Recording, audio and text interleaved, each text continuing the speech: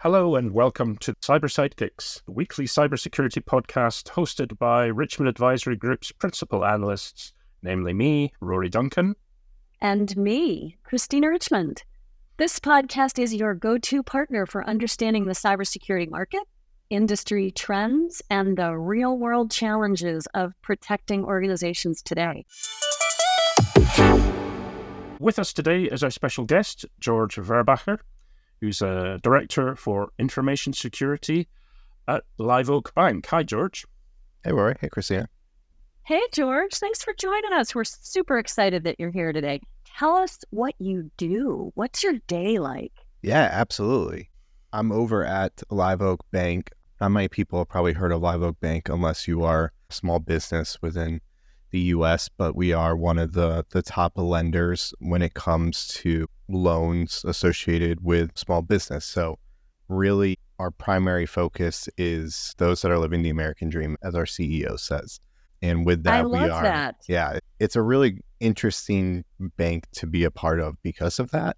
I come from larger institutions or larger financial services that, are a little bit different and focus heavily on the consumer, but we really push and value our customers from there. And on top of that, we are fully online. So from a technology standpoint, we're a very technology forward bank as well. It makes it fun and exciting as we innovate and build things, because not only are we fully online, but we're also fully in the cloud. And so we're able to take some technical innovation and some really cool ideas and start to bring them over into concepts such as embedded banking or fintech services and things like that.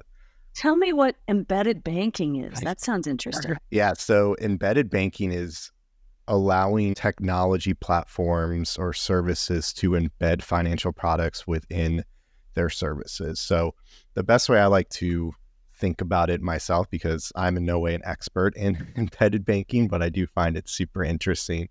So when we think about the Apple Card and how that's an offering through Apple to have on your phone. Right. But underneath that is an actual bank, which when it started was Goldman Sachs. And so the embedded banking model allows these products such as Apple to offer credit cards or offer financial services through their product offering. And then the bank manages the platform and the core integration and the underlying banking communication between that. So it's a really interesting field. Live Oak is doing it, but others within the space are doing it. And it's talking about really streamlining what finance is going to look like in different offerings because of this embedded banking model. It's super exciting stuff. Yeah, that sounds really interesting. And you're doing some fairly advanced or at least innovative technical stuff. That only online approach will create some specific security challenges as well, I would imagine. Correct. Yeah, there's the business value of it because we don't have any physical offices, right? So when we focus on the security piece, we're really focusing heavily on what does the cloud ecosystem look like, because we don't have any infrastructure space nor physical branches or things like that.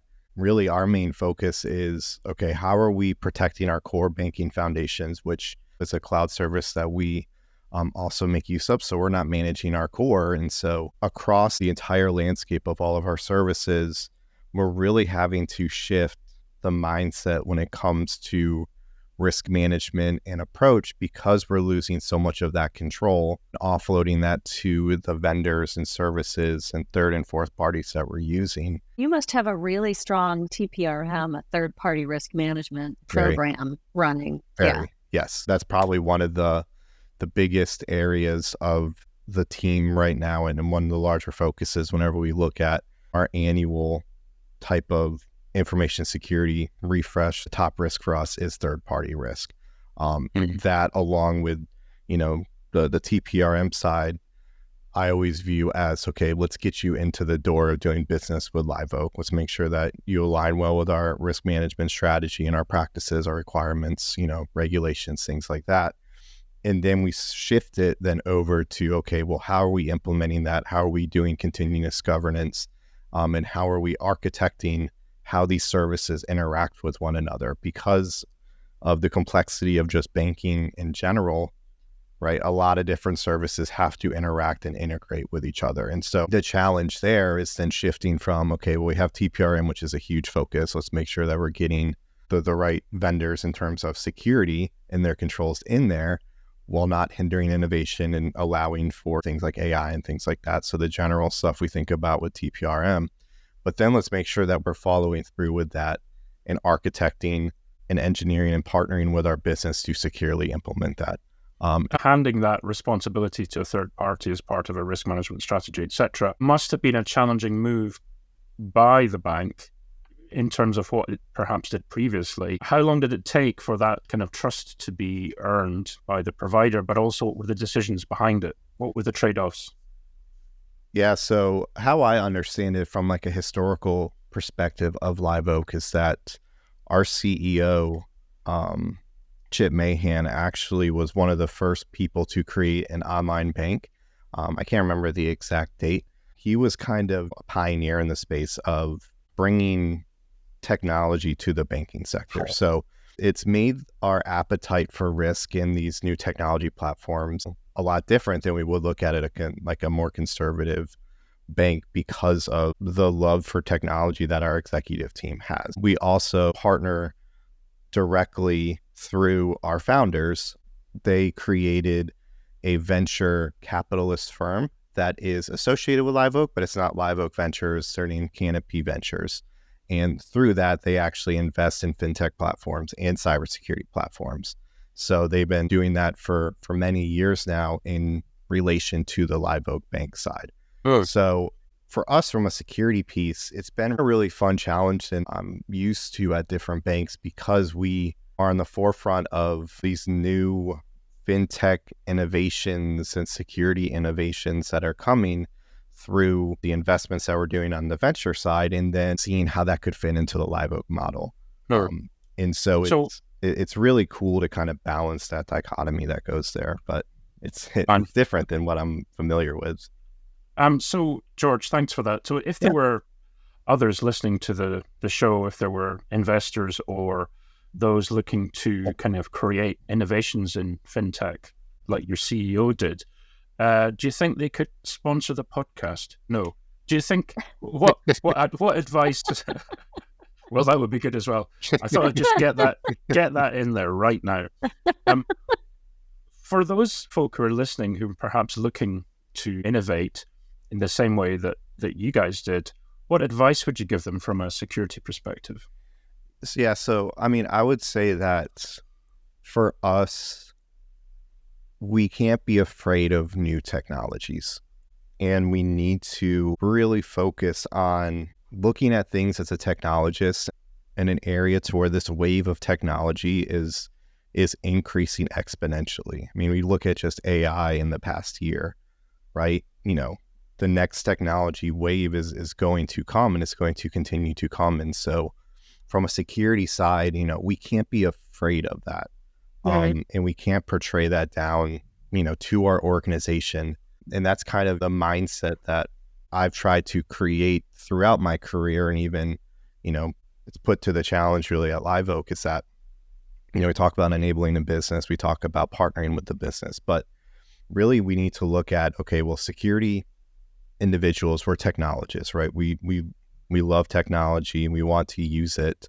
And then let's just figure out how to secure it. I love the Netflix model. I've spoken to Jason Chen, you know, many a times, who was the CISO over at Netflix, and they created the guardrails model to, you know, allow for this innovation within cloud, for example, not hindering that, allowing the growth and the development of that, but then we create the guardrails. So we're not saying no, and we're saying yes within these parameters. And so when it comes to looking at that, to me, that's the mindset that's really needed. And it's not so much even just a recommendation at this point. We're being forced to do that. And I probably wouldn't say forced. We're being put in a place to where we can't really say no, right? We need to change our mindset as security professionals. We need to look at things from a risk management standpoint. But you also don't have the tech debt, right? The legacy infrastructure environment that some of the oldest, whether it's a bank or some other fintech entity has. You were born in the cloud, built in the cloud, right? Correct. Yes, we were. Yeah. We made use of a lot of different services, Yeah. or we're kind of organically grown within the. Yes. I love what you're saying, George, too, about taking a business enablement direction to start. And I think that therein lies the challenge. When I said earlier that I have so many questions about TPRM and how you operationalize it, what's your governance, risk, and compliance structure, those are where my head went. Okay. I have so many questions about it because that's the rub right there, right? How do we take security and make it a business enabler? And those with a heavy tech debt, those with a lot of legacy systems are trying to do that catch up. They're trying to consolidate and rationalize their tools. And that takes time and energy and effort and money. And then those companies like Live Oak are out there doing the good dance in business enablement that you're doing, but it still causes you heartache. It still causes you that risk reward conversation with your very innovative executive team. And so they get it. Not every company gets it the way they do. But tell me, what is your biggest fear? I mean, you have a lot of, as you said, third and fourth parties, right? Yeah. That you have to manage. So how do you set them up? Do you have an incredibly deep dive questionnaire, or do you work with a platform to assess the risk as they're coming on board? How do you then operationalize it? Yeah, absolutely. Yeah. So, George, what keeps you up at night? What is your biggest concern in your day-to-day? I would say, the biggest concern and things that keep me up is not AI, it's not cloud, it's not the capabilities of threat actors that are shifting. To me, it's, are we doing the foundations correct, right? I think we can get so lost in this new technology or this new way of doing things or these new transformative mechanisms that are allowing for companies to grow or new companies to spin up. To me, it's ensuring that we're not getting lost in that noise and that we're focusing on what is most important, and that being, what's foundation to a security program, whether that's the CIA triad and looking at it that way, whether that's the baseline approach of, are we managing our risk in a way that aligns with the appetite of the organization? If we can focus on that, I think a lot of this other transformative stuff that I see the potential horror stories or FUD that exists, within the LinkedIn space of, oh no, AI is coming and it's, this huge existential crisis that's going to go on in security. I'm going to be a little different in that, and I think it's going to be great for what we're doing. We just don't know what it's going to be yet. But to me, it's more, I think the existential crisis from a security standpoint is going to be, are we going to let all this transformative stuff take away our attention from what's foundational and what we need to do from a security professional and as a security team? And when it comes to securing our business or securing our agency or wherever you may work, I think that mindset can transfer across any industry, whether you are in a very highly transformative, tech-enabled company or a very traditional company that has a lot of tech debt, right? We need to do our foundations, and that's TPRM. Who are we allowing in the door and who are we doing business with and allowing access to our systems? That's huge for us, and that's something that we take a lot of focus on just because that is aligned most with our risk management strategy. But, in another place, and this comes from previous experience as well, is maybe our biggest risk is our tech debt that we have. And so looking at the foundation there of, are we patching? Are we maintaining our exposure management? Because I am excited for y'all to talk about continuous threat and exposure management, because that's what I'm trying to push and get rid of, using vulnerability management and patch management and focus more on exposure management, because that to me is the best way to articulate what our challenges are and what our threats and risks are at a different audience, is when you talk about what's our exposure, right? You talk about how vulnerable we are. We can be extremely vulnerable, but we can have very low exposure. It's more important. Well, Right. And one's proactive and the other is reactive, Correct. really. Absolutely. And so getting out ahead of that with exposure management or combining it with, proactive and reactive, of course, right, is the key. But I think now that we have these capabilities, they're building, they're coming online with exposure management. I mean, probably the strongest piece of it is attack surface management today. Just being able to sort of scope and classify where your exposures are on what is really critical. Yep. So Absolutely.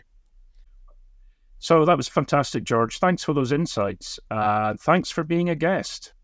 Yeah. Oh, thanks so much, George. It was so fun to have you on. Yeah. Thank you both. I love the conversation, and, I love what you all are doing with the podcast. So excited to continue to be a listener and, to kind of hear all this stuff you all are talking about. So thank you very much for having me. Yeah, thanks for that. And I'll put a little bit in the show notes about Live Oak and what you guys are doing there, just so that listeners can follow up with you if necessary. Perfect. Sounds great. Great. Love Thank that. you, George. Yeah. Thank you, George. This was great. And let's keep chatting on Slack. And are you going to be at RSA? I'd love to meet you in person. Rory and I will both be there. I have not booked any travel for that yet, and I probably need to look at conferences for this year. He's dumpster diving, Rory. He's one of the guys who's going to be staying in the dumpster. Well, I think even the dumpsters are all booked now, to be honest. I think it's the cardboard box by the hot vent outlet at the Domino's, I think. So you get the pizza smell and the warmth, but, not much else in terms of comfort. Okay. Oh, George, you better book it right away. Yeah. All right. Well, we hope we get to see you there. Likewise. Thank you both very much. Bye, George. Okay. Thanks, George. Bye now. Okay, Christina, let's do some news. So a couple of things I found this week I thought were interesting. The first one was about the UK government. Of course, we can't go by without a story about the UK government. So the UK has renamed its AI Security Institute, but has dropped safety in its name as it pivots to cybersecurity. So that's so weird. Well, I know it is odd because it's a new government as of last year, and it was very much a flagship proposal by the previous government and the current one as part of the UK's AI Safety Institute, but it's now called the UK AI Security Institute, signalling a definite shift towards cybersecurity, which is interesting.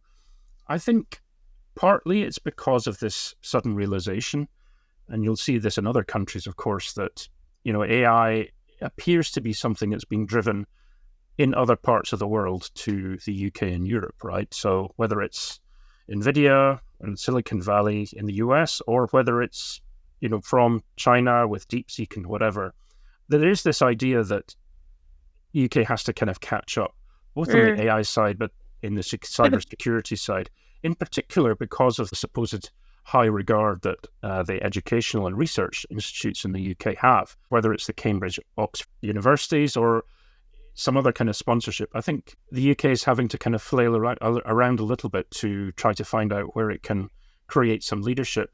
The other thing which I picked up on was that it's partnered with Anthropic, which is an interesting move as well. And it's part of this plan for change, which was released just in January, creating growth zones, handing public data over to train models, aiming to see AI mainlined into the veins of public services, as it said. So that's interesting. But certainly the part that caught my attention, and I'd like your view on this, is the fact that the words harm, safety, and threat have been removed, as TechCrunch has noticed. So what do you think, Christina? Well, I think it's fascinating, right? And I think it also shows a move away from understanding AI in a physical way to understanding it in a digital way. And I take your point that the UK government is maybe playing a little bit of catch up and trying to position itself in a thought leadership position, which is always good. It's important for us to be on the cutting edge individually and in governments, to be thinking about these technical innovations. And so good for the UK government, but interesting to remove harm and threat and safety. I understand swapping out security and safety. That's fine. To use the Scottish fine, right? It's fine. Fine. Covers Fine. all bases, can be Covers all bases. from not really okay through to awesome. Yeah, exactly. In one word. Really covering all those bases, fine. But harm and threat. Is there no mention of the harm that a security breach might cause, or the threats of the threat adversary out there trying to break into our LLM models, trying to dupe the users of AI and steal their data? Is there no mention of that?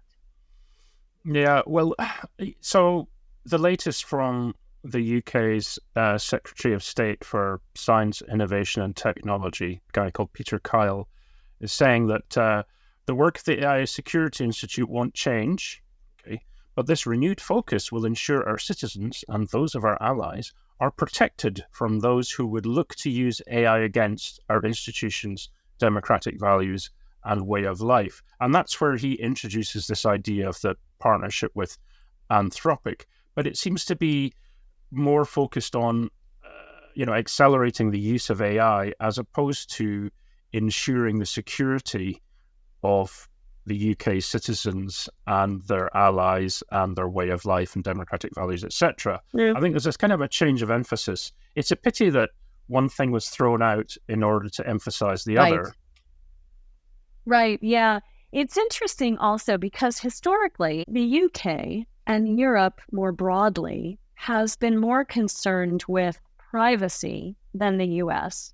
And so in the US, we've been much more focused on securing systems than keeping data private and protecting the privacy of our citizens.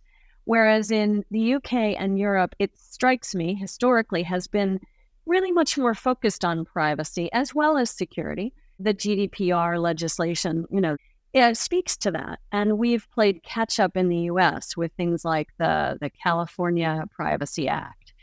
But so it's fascinating to see that safety is not a core tenet. And I wonder also about privacy in lieu of the security, right? So now there's a focus on security, and I don't know, but I find that interesting.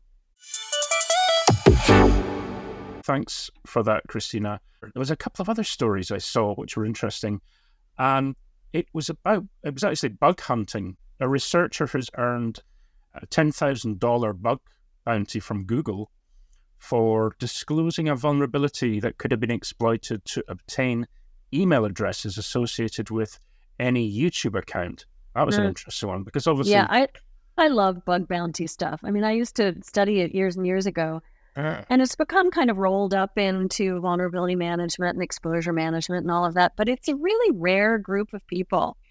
You think of those hackers who are in the hoodies and we've branded them as these nefarious people, and some of them are. Some of them are just nation-state employees, but many of them are also the white hat hackers, the bug researchers, as you say, or the bug finders, right? I think it's cool. Yeah, and certainly not that I've earned anything like that from finding any kind of bug. I think I put in a couple of feature requests to YouTube at some point over the years, and they said, "Oh, thanks very much. We'll send it over to our product management," and that was it. So actually doing something that you enjoy, like finding bugs and then disclosing them or letting companies know and being paid for it is fantastic. But it does bring up an interesting dichotomy, Rory, because as I said, those folks are sometimes both white hat and black hat. Yes. I mean, I have a friend, and I've known of many other stories of folks who were the precocious teen who decided to see if they could just by chance get into, here in the U.S., maybe the NSA or some three-letter agency over in the UK. And then they do, and they're sort of going around looking at things because they're curious, right? Yeah. And then they get busted, and maybe they have to do a stint in the military, and then they come out and they become more the white hat hacker. But some of these bug bounty folks are doing both still. And that's the interesting dichotomy to me. And I try not to be a judgmental person. I mean, if they're selling their wares for gain in a country that might not have the same morals or capitalistic concerns that we here in the US have, and they're much more about open IP, and that all IP is something that their nation state should have access to. I'm not going to actually name the country, but you see where I'm going. Yeah. Then these folks are for hire, and they're looked at as nefarious by the US government. They're looked at as the black hat hacker, when actually they're just being paid to do a job. So I go down this rabbit hole, which I think is an interesting one for me. Let's talk about RSA. RSA Latest is a regular segment on the show. And again, April 28th to May the 1st at the Moscone Center, San Francisco. We'll be there. We certainly will be. Yeah. And again, please reach out if you'd like to meet us. We're actually starting to get invites, which is great. So clearly people are thinking and planning. And as we learned with a previous guest, book your accommodation, book your travel. Otherwise, you're going to be in that dumpster and walking there. So, and if there's any newcomers out there, any emerging vendors or those new to the industry, let us know. We'll have a coffee and a chat. Christina, talk to us about the security tinkerers and what they're up to. Yeah, but let me first also just do a shout out on some of the companies that we will have a chat with. And these are in no priority order, and it's just random, just folks who are reaching out and saying, please come meet with us. We'll chat with SentinelOne, for example, while we're there. We'll be talking potentially with SYNAC. SYNAC is an interesting sort of pen testing as a service company. We'll be talking with Elicity, which is a network segmentation company. AKA, which is an identity, sort of the data fabric of identity for governance purposes. We'll be talking with them. So lots of different companies that we're interested in having chats with. Usually it's about a half an hour. It's no high pressure. And we don't feel that we can really do a full briefing. So it's more of a meet and greet and tell us what you're on about right now. And it's very low pressure. So let us know if you want to chat. But yes, the Security Tinkerers, this is a group that I have been on the board when it was a nonprofit. I'm part of the admin team. And we're doing something that we've done for many years now called Pitch for Charity. That's fun. What's cool is that this year, the vendors pitching their capabilities are not paying to be a part of the event. Oh, wow. In years past, we'd have a lot of startups that would, pay a little chunk of change, not little, but, some money to be on the stage and listened to by CISOs and heads of security and buyers and decision makers.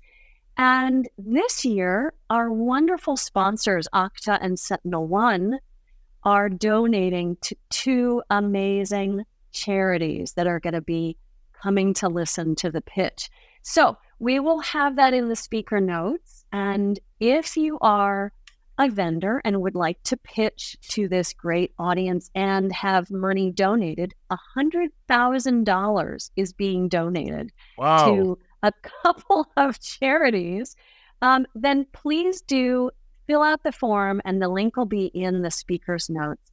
So yeah, we're excited for RSA. If you haven't booked your travel or your hotel, it's getting a little late for the travel, but really late for the hotel. We make jokes about how you might be sleeping in front of the dominoes on the heating grate. Yeah, I wouldn't recommend it. It sort of, after a while, it sort of chafes. That's the metal, It's warm, but it leaves an impression, literally.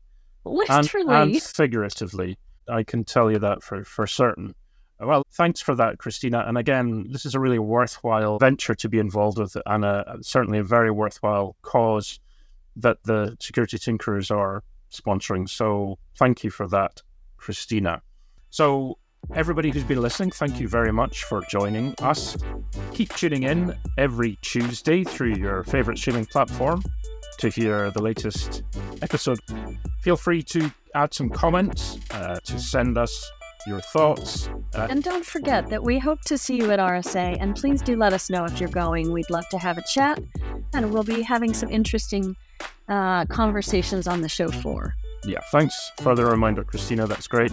And with that, thank you for listening, and we'll look forward to chatting with you next Tuesday. Bye-bye.